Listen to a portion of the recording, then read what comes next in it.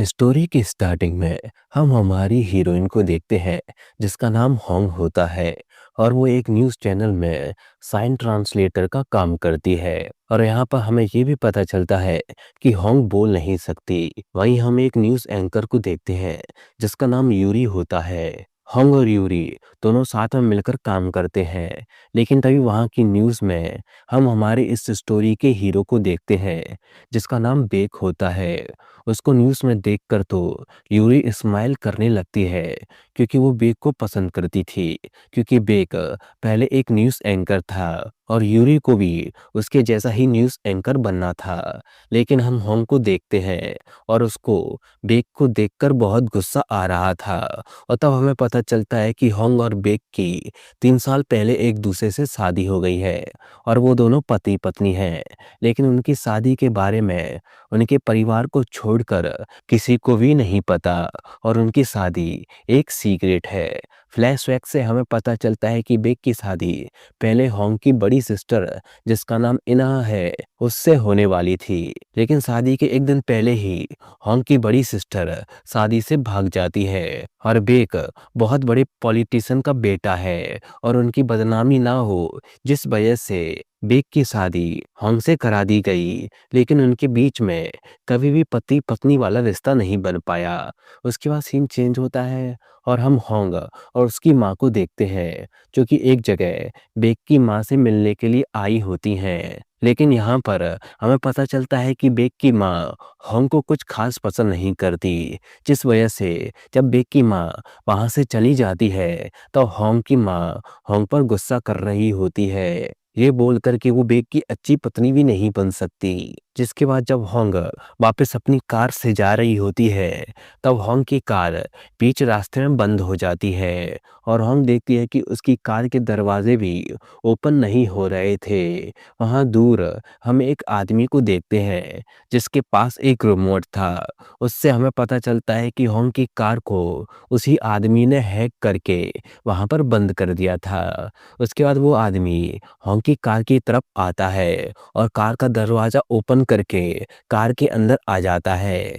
जिसके बाद वो आदमी होंग के गले पर चाकू रखकर बेक को कॉल करता है और बेक को धमकी देता है और उसको बताता है कि वो एक किडनैपर है और उसने उसकी पत्नी को किडनैप कर लिया है और वो उसको मार देगा अगर उसने उसकी डिमांड्स पूरी नहीं की तो। लेकिन बेक को उस किडनैपर की बात पर यकीन नहीं हो रहा था क्योंकि किसी को भी नहीं पता था कि होंग उसकी पत्नी है। इसलिए बेक को लग रहा था कि कोई उसके साथ प्रैंक कर रहा है। इसलिए बेक उस किडनैपर से कहता है कि इसको जो करना है वो कर सकता है और ये बोलकर बेक कॉल कट कर देता है। बेक की ये बातें सुनकर होंग को बहुत गुस्सा आता है और वो कार को फुल स्पीड में ले जाती है, जिससे आगे जाकर कार का एक छोटा सा एक्सीडेंट हो जाता है जिससे वो किडनैपर कार की छत से टकराकर बेहोश हो जाता है।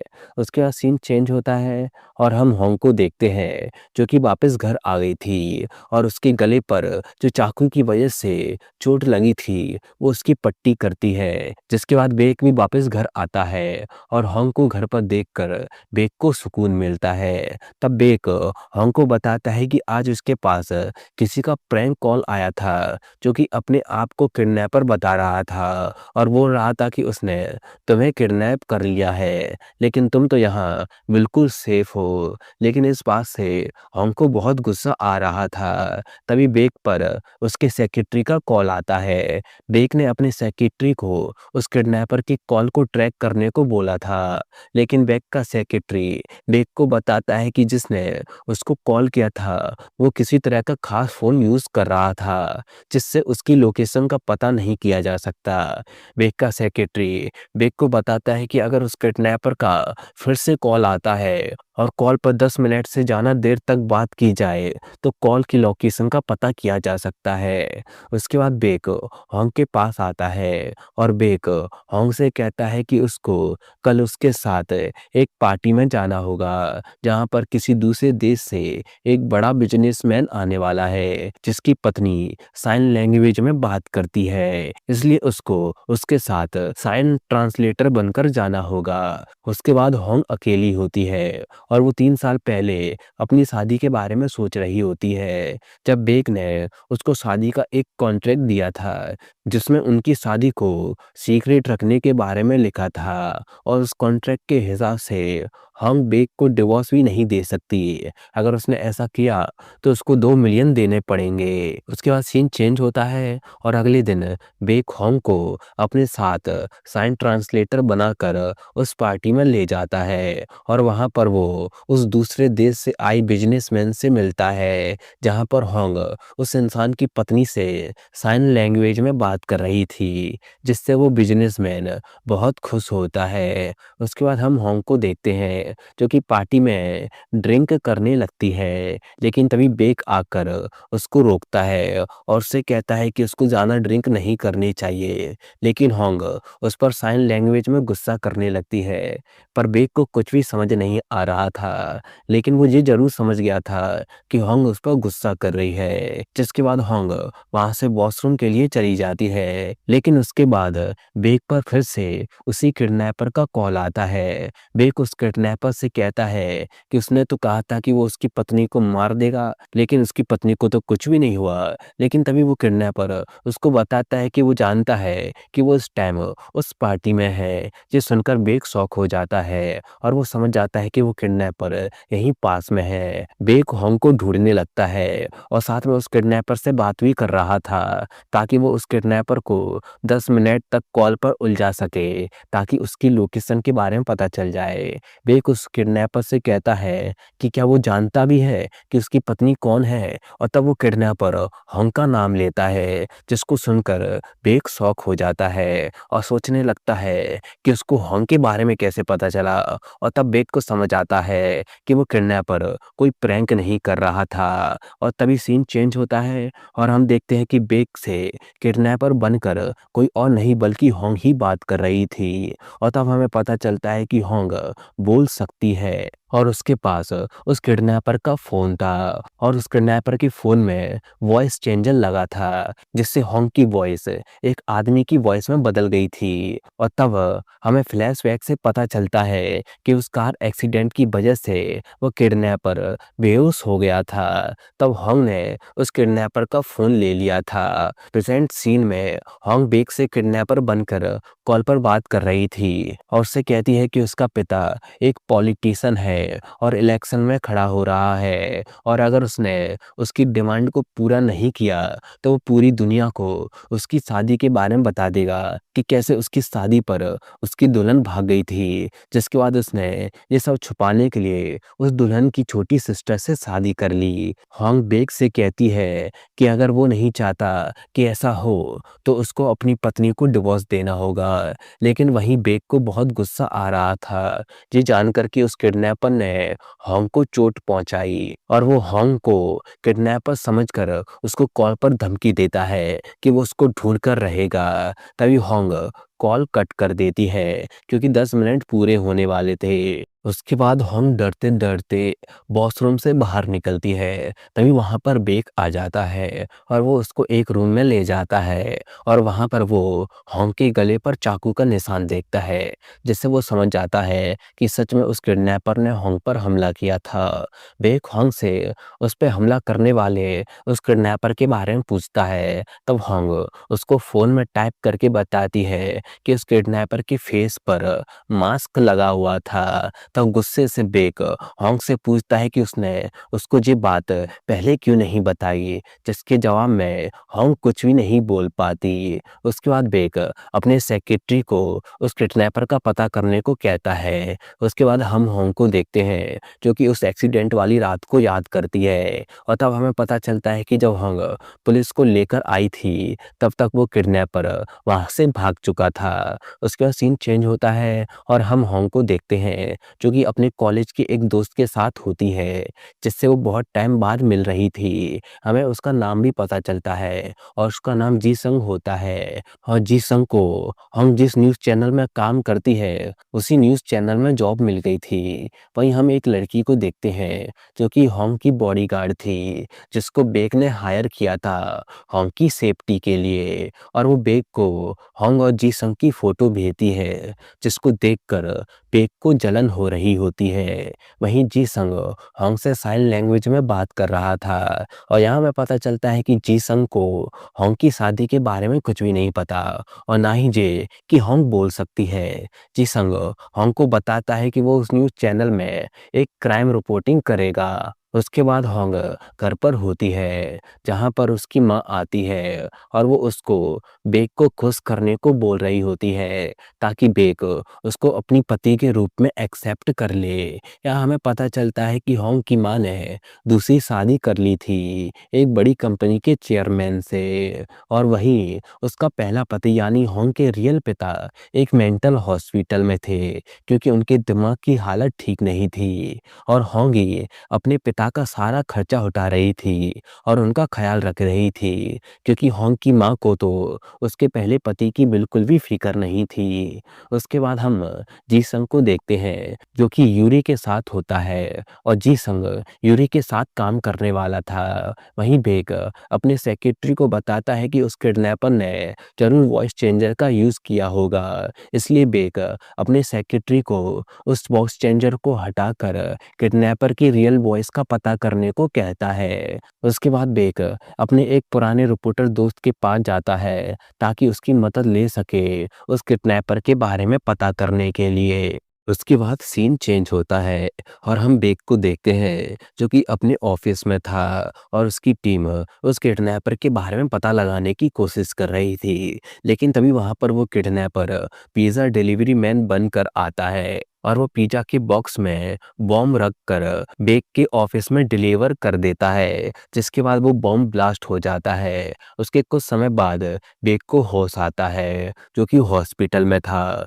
उसको ज़्यादा चोट नहीं आई थी लेकिन उसको होंग की चिंता हो रही थी, इसलिए वो जल्दी से घर जाता है। होंग टीवी पर बेक के ऑफिस में बॉम्ब ब्लास्ट की न्यूज़ देखती है जिससे वो शॉक हो जाती है। लेकिन तभी वहाँ पर बेक आता है और होंग को सही सलामत देखकर उसको बहुत सुकून मिलता है। वहीं होंग को भी बेक की बुरी हालत देखकर उसको बेक की चिंता हो रही थी। उसके बाद सीन चेंज होता है और हम बेक के पिता को देखते हैं जो कि होंग के सौतेले पिता के साथ शिकार पर होते हैं, जहाँ पर वो दोनों आने वाले इलेक्शन के बारे में बात कर रहे होते हैं जिसमें बेक के पिता खड़े होने वाले थे। उसके बाद हमें वो किडनैपर दिखाया जाता है और उसके फ़ोन पर किसी का मैसेज आता है और तब हमें पता चलता है कि उस किडनैपर का एक और पार्टनर है। उस किडनैपर का पार्टनर उस किडनैपर पर गुस्सा कर रहा था बिना उसको बताए बेक के ऑफिस में बॉम्ब ब्लास्ट करने के लिए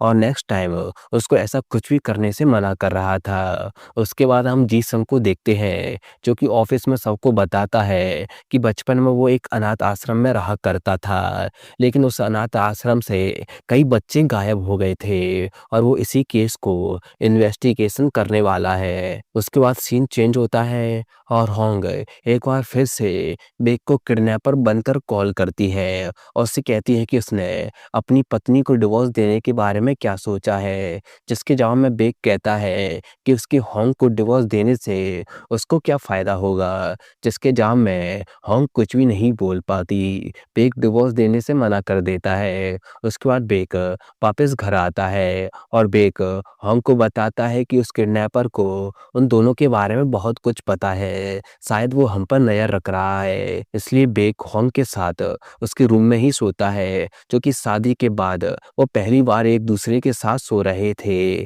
उसके बाद हम देखते हैं कि होंग को अपने पास्ट का एक बुरा सपना आता है जिसमें हमें पता चलता है कि एक बार जब होंग छोटी थी उनकी कार का एक्सीडेंट हो गया था जिसमें होंग के स्टेप ब्रदर की मौत हो गई थी और उसकी स्टेप सिस्टर की सुनने की काबिलियत चली गई थी, लेकिन सिर्फ होंग को ही कुछ नहीं हुआ था, जिस वजह से होंग की माँ उस पर गुस्सा करने लगती है और कहती है कि अगर उसके सौतेले पिता को पता चलता है कि उसने अपने खुद के बच्चे उस एक्सीडेंट में खो दिए हैं लेकिन होंग को कुछ भी नहीं हुआ तो उसका सौतेला पिता उस एक्सीडेंट का जिम्मेदार उनको मानने लगेगा। इसलिए होंग की माँ होंग को गूंगा रहने को बोलती है और कहती है कि वो कभी भी कुछ नहीं बोलेगी और इसी के साथ होंग अपने इस बुरे सपने से जागती है।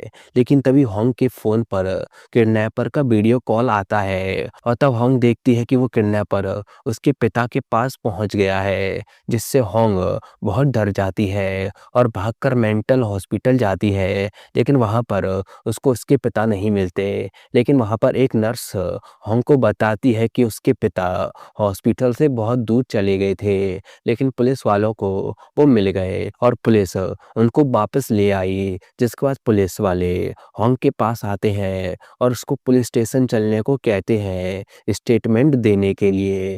लेकिन बीच रास्ते में होंग बहुत डरने लगती है और उसको किडनैपर की धमकी याद आने लगती है और वो पुलिस वालों को गाड़ी रोकने को बोलती है और बाहर आकर उल्टी करने लगती है। लेकिन तभी सामने से एक गाड़ी आती है और उस गाड़ी से बेक निकलता है, जिसको होंग के पिता के गायब होने के बारे में पता चल गया था और वो वहाँ पर आता है और पुलिस वालों से कहता है कि स्टेटमेंट के लिए वो पुलिस स्टेशन आ जाएगा। होंग के बदले वो पुलिस वाले बेक को जानते थे क्योंकि बेक बहुत ही पॉपुलर था और उसके पिता भी एक पॉलिटिशियन थे। वो पुलिस वाले बेक से पूछते हैं कि उसका होंग के साथ क्या रिश्ता है। तब बेक उनको बताता है कि होंग उसकी पत्नी है। ये सुनकर पुलिस वालों के साथ साथ होंग भी शॉक हो जाती है क्योंकि बेक खुद ही शादी को सीक्रेट रखने को कह रहा था और उसने खुद ही उन पुलिस वालों को उनकी शादी के बारे में बता दिया। उसके बाद बेक होंग को अपनी गाड़ी में वहाँ से ले जाता है, लेकिन होंग गाड़ी में रोने लगती है और तब बेक होंग को पहली बार रोते हुए देखता है। उसके बाद सीन चेंज होता है और बेक होंग को घर ले आता है और वहाँ पर बेक ने होंग के लिए खाना मंगवा लिया था। उसके बाद बेक अपने माता-पिता से मिलने जाता है और वहाँ पर हमें पता चलता है कि बेक के पिता से बेक की बिल्कुल भी नहीं बनती और उनके बीच में हमेशा नोक-झोंक होती रहती है। उसके बाद हम एयरपोर्ट पर किसी लड़की को देखते हैं और वो लड़की कोई और नहीं बल्कि होंग की वही स्टेप सिस्टर इन्हा होती है, जिसकी शादी पहले बेक से होने वाली थी। उसके बाद हम होंग को देखते हैं जो कि अपने पिता से मिलने के लिए आई होती है, जिनको अब एक दूसरे मेंटल हॉस्पिटल में शिफ्ट कर दिया गया था और वो एक प्राइवेट हॉस्पिटल था और ये सब बेक ने कराया था होंग के पिता की सेफ्टी के लिए। उसके बाद हम बेक को देखते हैं जो कि अपने ऑफिस में होता है और अपनी बचपन की यादों के बारे में सोच रहा होता है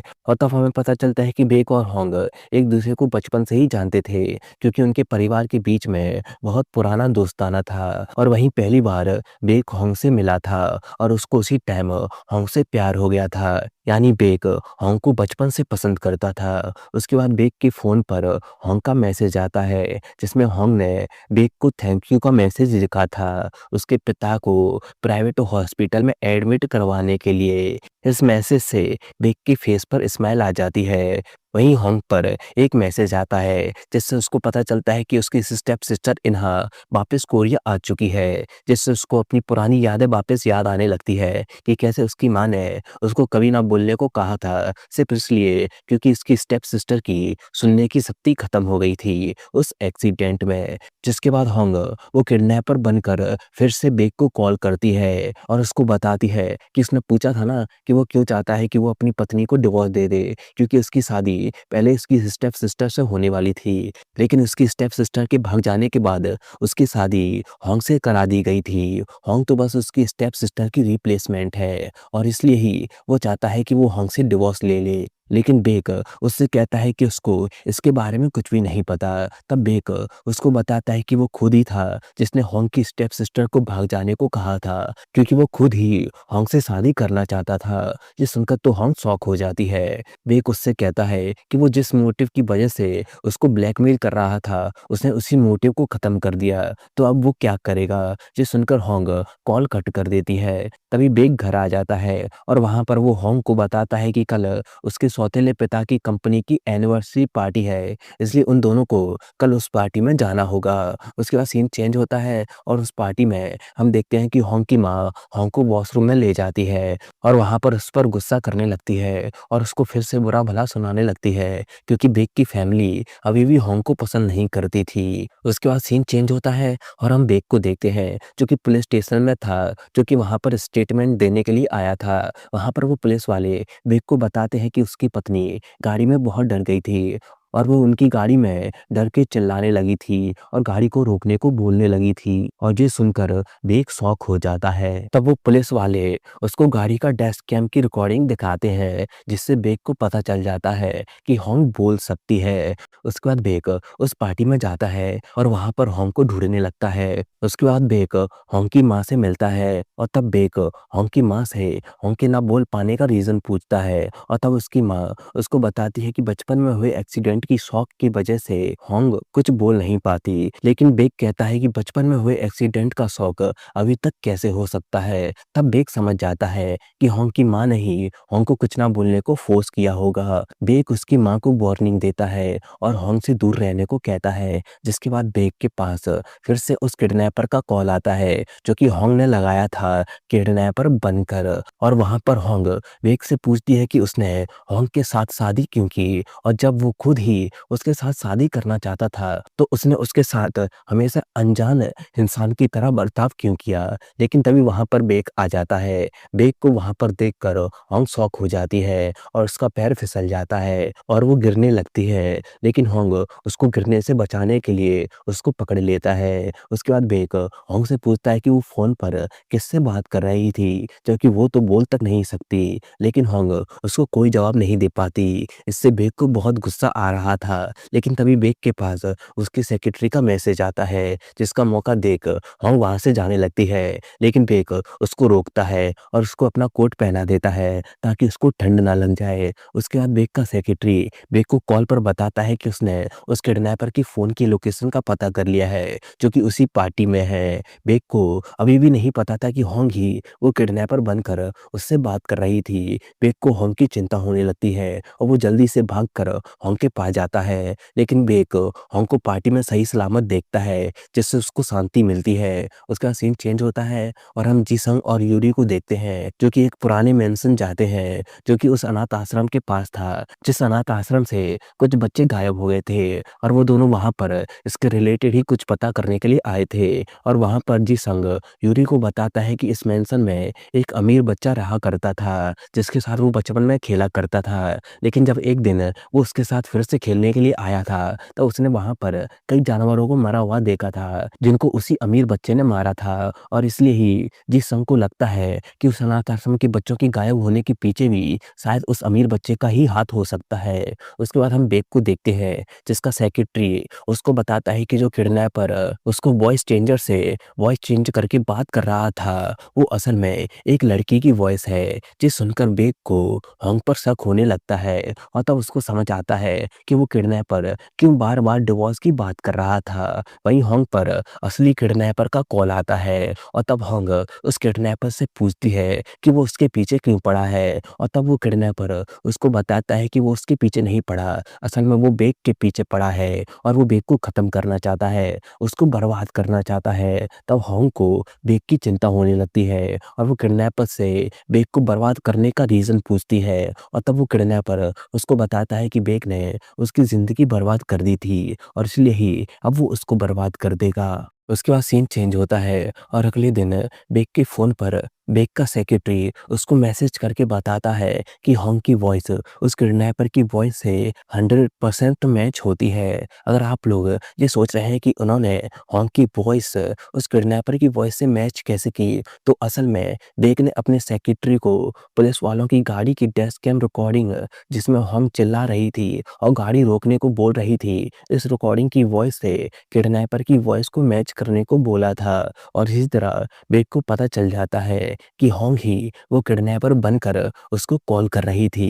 लेकिन उसके बाद भी बेक ये समझ चुका था कि जब पहली बार उस किडनैपर ने उसको कॉल किया था, तब वो होंग नहीं थी और सच में वो किडनैपर था जिसने होंग को चोट पहुँचाने की कोशिश की थी और उसके ऑफ़िस में बॉम्ब ब्लास्ट करवाया था। उसके बाद सीन चेंज होता है और होंग की स्टेप सिस्टर इन्हा होंग से मिलने के लिए आती है और तब होंग को पता चलता है कि उसकी स्टेप सिस्टर इन्हा अब ठीक हो गई है और अब वो सुन सकती है। और होंग को ये भी पता चलता है कि इन्हा को पहले से ही पता था कि होंग बोल सकती है और उसकी माँ ने ही उसको बोलने से मना किया था। लेकिन इससे होंग उस पर गुस्सा हो जाती है क्योंकि उसकी वजह से ही उसकी माँ ने उसको इतने सालों से बोलने नहीं दिया। और जब अब वो ठीक हो गई है, तब वो वापस उसके पास आकर अच्छा बनने का नाटक कर रही है। तब इन्हा उससे माफ़ी माँगती है और उसको बताती है कि उस टाइम वो अकेले उस परेशानी से नहीं गुज़रना चाहती थी, इसलिए सब कुछ जानने के बाद भी उसने कुछ नहीं किया। उसके बाद होंग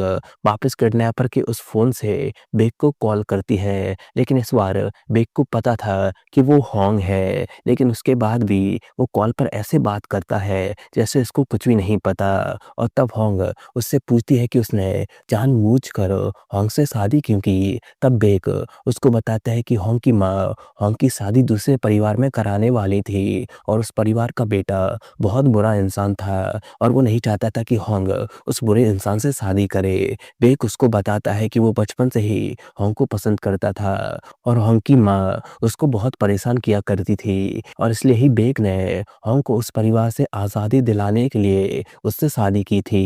ये सुनकर होंग बहुत इमोशनल हो जाती है, लेकिन तभी होंग उससे पूछती है कि फिर उसने उसके साथ ऐसा बर्ताव क्यों किया जैसे कि वो उसको पसंद नहीं करता। तब बेक उसको बताता है कि उसको लगता था कि होंग को उससे मजबूरी में शादी करनी पड़ी और इसलिए ही वो होंग से दूर रहने लगा ताकि होंग अपनी ज़िंदगी अच्छे से जी सके। लेकिन उसको नहीं पता था कि शादी के बाद भी होंग की परेशानी ख़त्म नहीं होगी। ये सब जानकर होंग की आंखों में आंसू आ जाते हैं और तब बेक उससे पूछता है कि अगर वो उसके और होंग के बीच के रिश्ते को अच्छा कर ले तो क्या फिर वो उसको ब्लैकमेल करना बंद कर देगा।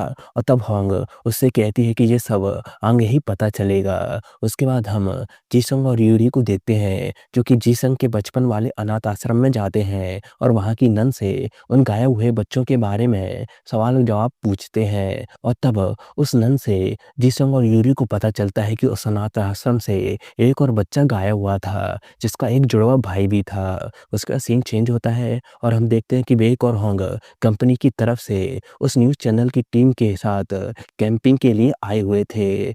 बेक और होंग एक दूसरे के साथ काफ़ी अच्छा टाइम बिताते हैं और बेक पूरी कोशिश कर रहा था उसके और होंग के बीच में सब कुछ ठीक करने के लिए। लेकिन जब वो सब ग्रुप फोटो ले रहे थे तब कोई होंग को धक्का देकर पहाड़ी से नीचे गिरा देता है। बेक को पता चलता है कि होंग पहाड़ी से नीचे गिर गई है, जिसके बाद वहां पर सर्च टीम आती है और होंग को ढूंढने लगती है और बेक खुद भी होंग को ढूंढने लगता है। उसके बाद हम होंग को देखते हैं और उसको बहुत चोट आ गई थी और उसका फ़ोन भी खराब हो गया था, लेकिन उसके पास वो किडनैपर वाला फ़ोन था। होंग के पास कोई ऑप्शन नहीं था और उसको उसी फ़ोन से बेक को कॉल करना पड़ता है और उस कॉल की मदद से बेक होंग को ढूंढ लेता है और बेक होंग को हॉस्पिटल ले आता है। बेक बहुत इमोशनल हो गया था और तब पहली बार होंग बेक से बात करती है और बेक पहली बार होंग की आवाज़ सुनता है। उसके बाद हम बेक के सेक्रेटरी को देखते हैं जो कि बेक को बताता है कि उसको सीसीटीवी से पता चला है कि होंग को उस पहाड़ी से किसी ने धक्का मारा था। बेक समझ गया था कि ये काम उस किडनैपर का ही हो सकता है। उसके बाद सीन चेंज होता है और होंग बेक को सब कुछ सच बता देती है कि वही किडनैपर बनकर उससे बात कर रही थी। लेकिन ये बात बेक को पहले से ही पता था और बेक इस बात के लिए होंग को माफ भी कर देता है। उसके बाद बेक होंग से उस किडनैपर के बारे में पूछता है। तब होंग उसको बताती है कि उस किडनैपर की दोनों आंखों का कलर डिफरेंट था, जिसके बाद होंग के बताने के हिसाब से बेक उस किडनैपर का फेस ड्रॉ करवा कर न्यूज़ में टेलीकास्ट करवा देता है। उसके बाद हम बेक के माता-पिता को देखते हैं, जो कि टीवी पर उस किडनैपर की न्यूज़ देख रहे होते हैं और जैसे ही उनको पता चलता है कि उस किडनैपर की दोनों आँखों का कलर अलग-अलग है, तो वो दोनों शॉक हो जाते हैं। स्पेशली बेक की माँ, ऐसा लग रहा था जैसे कि वो लोग उस किडनैपर को पहले से ही जानते हैं। उसके बाद हम बेक और होंग को देखते हैं, जो कि एक ही बेड पर सो रहे होते हैं और उनके बीच में एक छोटा-सा प्यारा-सा रोमांटिक मोमेंट होता है। उन दोनों के बीच का रिलेशन अब अच्छा हो गया था। उसके बाद हम इन्हा को देखते हैं, जो कि अपने पिता के पास आती है और तब इन्हा अपने पिता को बताती है कि शादी से पहले किसी ने उसको एक फ़ाइल भेजी थी और उस फ़ाइल से उसको पता चला था कि बेक असल में बेक फैमिली का असली बेटा नहीं है। लेकिन ये बात सुनकर इन्हा के पिता कोई भी रिएक्शन नहीं देते, जिससे इन्हा समझ जाती है कि उसके पिता को इसके बारे में पहले से ही पता था। उसके बाद सीन चेंज होता है और हम एक बूढ़े आदमी को देखते हैं,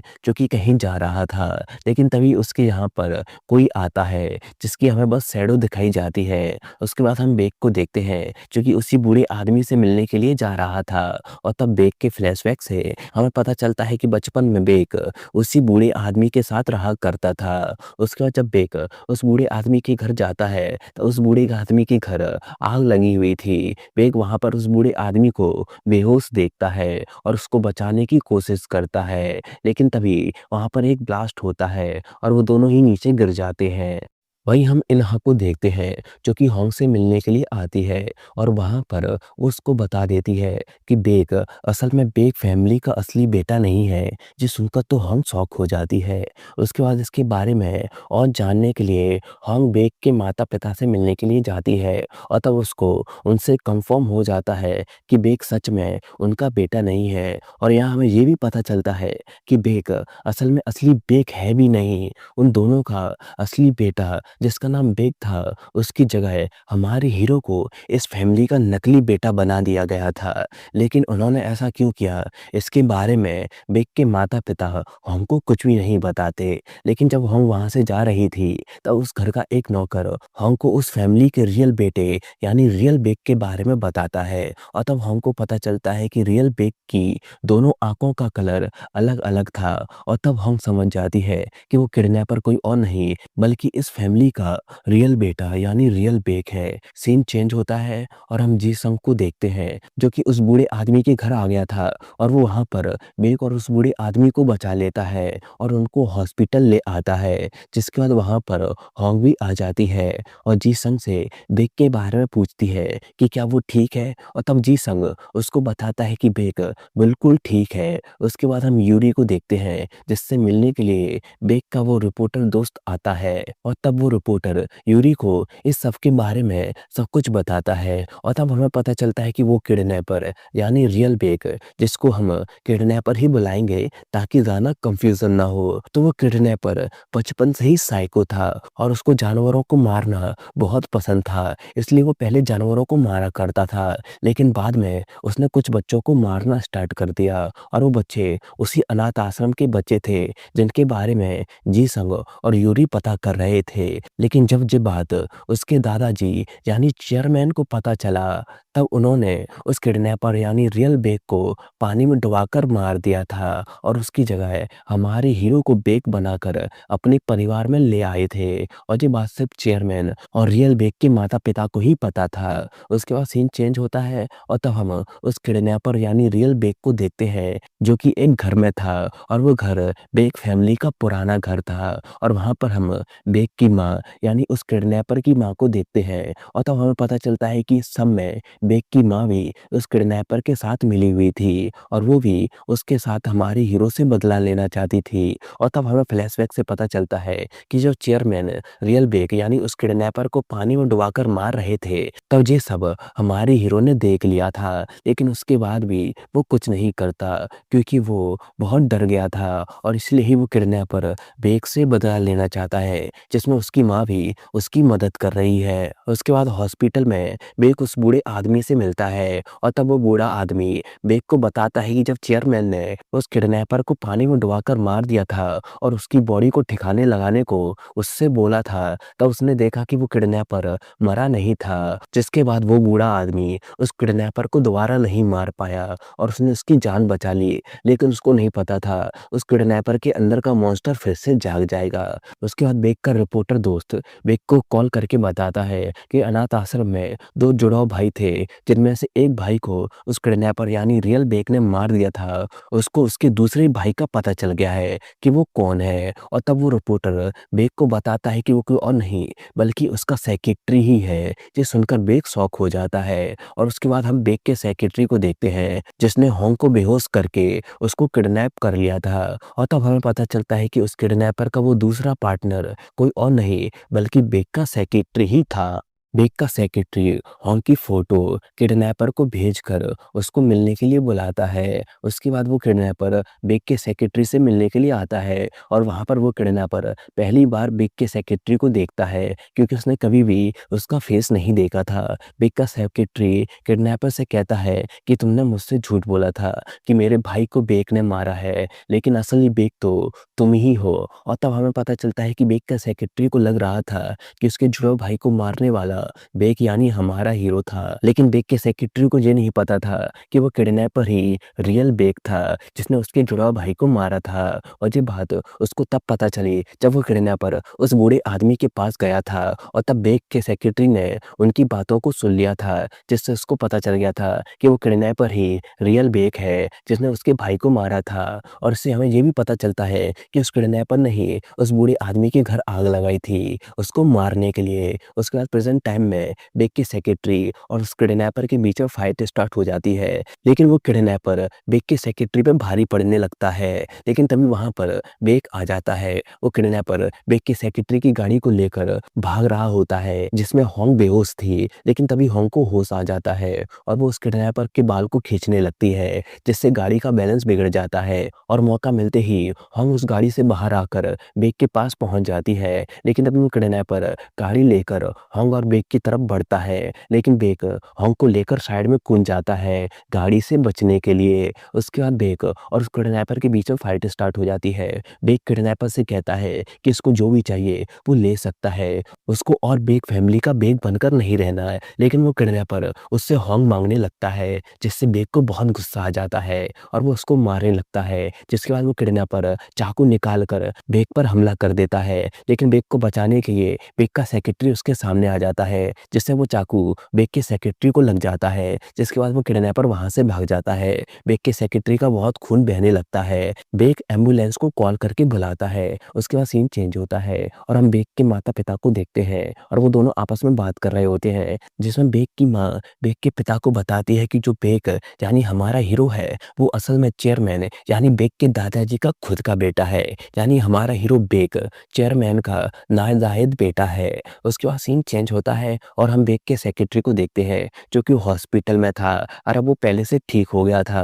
बेक का सेक्रेटरी बेक से माफी मांगता है क्योंकि उसको लग रहा था कि उसके भाई का खूनी हमारा हीरो बेक है। लेकिन बेक के सेक्रेटरी ने बेक की जान बचाई थी, इसलिए बेक उसको माफ कर देता है। सीन चेंज होता है और पुलिस को अनाथ आश्रम के उन बच्चों की बॉडीज मिलती है जिनको उस किडनैपर यानी रियल बेक ने बचपन में मारा था। जिसके बाद हम यूरी और जी संग को देखते हैं। जी संग बहुत खुश था कि उसने फाइनली उन बच्चों की बॉडी को ढूंढ लिया क्योंकि वो बच्चे उसके बचपन के दोस्त थे। उसके बाद सीन चेंज होता है और हम उस किडनैपर को देखते हैं जिसने फिर से होंग को किडनैप कर लिया था और वो किडनैपर बेक को कॉल करके होंग को मारने की धमकी देता है और उसको मिलने के लिए बुलाता है। बेक भी उस किडनैपर से मिलने के लिए तैयार था। लेकिन तभी होंग कॉल पर बेक से कहती है कि अब उसकी बारी है उसको प्रोटेक्ट करने की, और ये बोलकर होंग गाड़ी को फुल स्पीड में ले जाती है जिससे उस गाड़ी का एक्सीडेंट हो जाता है। उसके बाद पुलिस उस एक्सीडेंट वाली जगह पर आती है, लेकिन उस जगह पर पुलिस वालों को ना तो किडनैपर की बॉडी मिलती है और ना ही होंग की। जिसके बाद फाइनली बेक न्यूज़ में सबको होंग के बारे में बता देता है कि वो उसकी पत्नी है और इस टाइम वो मिसिंग है। ये सुनकर तो यूरी और जी संग शॉक हो जाते हैं क्योंकि ये बात तो उनको भी नहीं पता थी। उसके बाद उससे एक्सीडेंट वाली जगह पर होंग की माँ और उसके सौतेले पिता आते हैं। वहाँ पर होंग की माँ को होंग की बहुत चिंता हो रही थी और फाइनली होंग की माँ को बुरा लग रहा था कि उन्होंने अपनी बेटी के साथ बहुत गलत किया। वहाँ पर होंग की स्टेप सिस्टर और बेक के पिता यानी रियल बेक के पिता भी थे, लेकिन बेक नोटिस करता है कि वहाँ पर रियल बेक की माँ नहीं थी और उसको उन पर शक होने लगता है। उसके बाद बेक रियल बेक की माँ से मिलने के लिए जाता है और वहाँ पर बेक देखता है कि रियल बेक की माँ के फेस पर बिल्कुल भी दुख नहीं था, क्योंकि उस एक्सीडेंट में उनका बेटा भी तो था। इससे वो समझ जाता है कि वो किडनैपर जिंदा है और उनको पता है कि वो कहाँ पर है। लेकिन ये बात वो बेक को बताने से मना कर देती है और बेक से कहती है कि इतने सालों से मेरे बेटे ने जो सहा है अब उसको भी वैसा ही सहना पड़ेगा। उसके बाद बेक एक डिटेक्टिव से मिलने के लिए जाता है और वो डिटेक्टिव होंग को ढूंढने में बेक की मदद कर रहा था। वहाँ पर बेक उस डिटेक्टिव से रियल बेक की माँ के खिलाफ वारंट निकालने को कहता है, क्योंकि उसके पास कोई सबूत था रियल बेक की माँ के खिलाफ। जिसके बाद सीन चेंज होता है और बेक के पिता एक न्यूज़ रिपोर्टिंग में अपना इंटरव्यू दे रहे थे और वहाँ पर बेक की माँ भी थी। लेकिन तभी वहाँ पर पुलिस आ जाती है और वो बेक की माँ को अरेस्ट कर लेती है चेयरमैन यानी बेक के दादाजी के खून के इल्ज़ाम में। जिसके बाद सीन चेंज होता है और पुलिस स्टेशन में वही डिटेक्टिव बेक की माँ को एक वीडियो दिखाता है जिसमें वो चेयरमैन का खून कर रही थी। और तब हमें फ्लैशबैक से पता चलता है कि बेक की माँ को पता चल गया था कि उसके बेटे को पानी में डुबाने वाला चेयरमैन ही था, इसलिए उसने चेयरमैन को मार दिया। लेकिन चेयरमैन की रिंग में एक कैमरा लगा हुआ था जिसमें ये सारी रिकॉर्डिंग हो गई थी। उसके बाद पुलिस स्टेशन में बेक आता है और बेक की माँ से होंग के बारे में पूछता है कि उस किडनैपर ने होंग को कहाँ बंदी बना रखा है। और तब हमें एक फ्लैशबैक से पता चलता है कि जब होंग की गाड़ी का एक्सीडेंट हो गया था तब वहाँ पर बेक की माँ का नौकर आता है जो कि उस किडनैपर और होंग को अपने साथ ले जाता है। उसके बाद सीन चेंज होता है और हम एक जगह देखते हैं, वहाँ पर बेक की माँ के नौकर ने उस किडनैपर और होंग को बंदी बना रखा था। लेकिन वो नौकर होंग को वहाँ से चले जाने को कहता है क्योंकि अब वो और बेक की माँ का साथ नहीं देना चाहता था। जिसके बाद होंग वहाँ से भागती है। उसके बाद वहाँ पर बेक के पिता आ जाते हैं और वो अपने साथ गन लेकर आए थे क्योंकि वो उस किडनैपर यानी रियल बेक को मारना चाहते थे, क्योंकि उसकी वजह से उनका पॉलिटिकल करियर खत्म हो गया था। लेकिन हम देखते हैं कि वो किडनैपर उनसे गन छीन लेता है। जिसके बाद वो किडनैपर होंग के पीछे जाता है। होंग वहाँ पर छुप जाती है, लेकिन तभी वहाँ पर बेक आ जाता है और वो होंग को बचा लेता है। बेक के साथ वो डिटेक्टिव और कुछ पुलिस वाले भी आए होते हैं। होंग बेक को बताती है कि वो किडनैपर यहीं आसपास घूम रहा है और उसके पास गन है। जिसके बाद वो डिटेक्टिव बेक और होंग को वहाँ से जाने को कहता है। लेकिन जब वो दोनों वहाँ से जा रहे होते हैं तब वो किडनैपर उनकी गाड़ी के आगे आ जाता है। बेक गाड़ी से बाहर आता है और उसको रुक जाने को बोलता है, लेकिन वो किडनैपर बेक से इतनी नफरत करता था कि वो उसको मारना चाहता था। और जैसे ही वो बेक पर गोली चलाने वाला होता है, लेकिन तभी वो डिटेक्टिव उस किडनैपर पर गोली चला देता है जिससे वो किडनैपर मर जाता है। वहीं रियल बेक की माँ को जेल हो जाती है चेयरमैन को मारने के क्राइम में। वहीं बेक के सेक्रेटरी को भी जेल हो गई थी क्योंकि उसने उस किडनैपर का साथ दिया था। हालांकि बेक और होंग दोनों ने ही उसको माफ कर दिया था। उसके बाद हम यूरी और जी संग को देखते हैं जो कि अनाथ आश्रम के बच्चों के साथ होते हैं और यहाँ पर हमें पता चलता है कि यूरी और जी संग अब दोनों एक दूसरे को डेट कर रहे थे। उसके बाद सीन चेंज होता है और हम बेक और होंग को देखते हैं जिन्होंने फिर से अपनी लाइफ को दोबारा स्टार्ट कर लिया था। और अब बेक ने अपना नाम भी बदल दिया था और उसने अपना नाम बेक से कैंग रख लिया था और अब उनकी ज़िंदगी बहुत अच्छी हो गई थी। और इसी के साथ इस ड्रामे की हैप्पी एंडिंग हो जाती है। मैं उम्मीद करता हूँ कि मैं इस ड्रामे को अच्छे से एक्सप्लेन कर पाया हूँगा।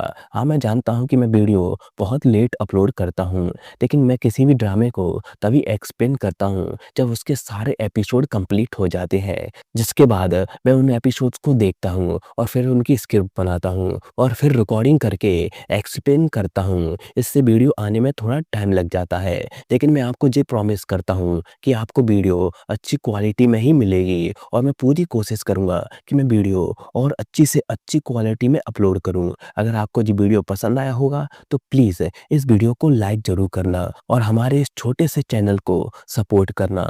मिलता हूँ आप सभी से नेक्स्ट टाइम, तब तक के लिए टाटा बाय बाय।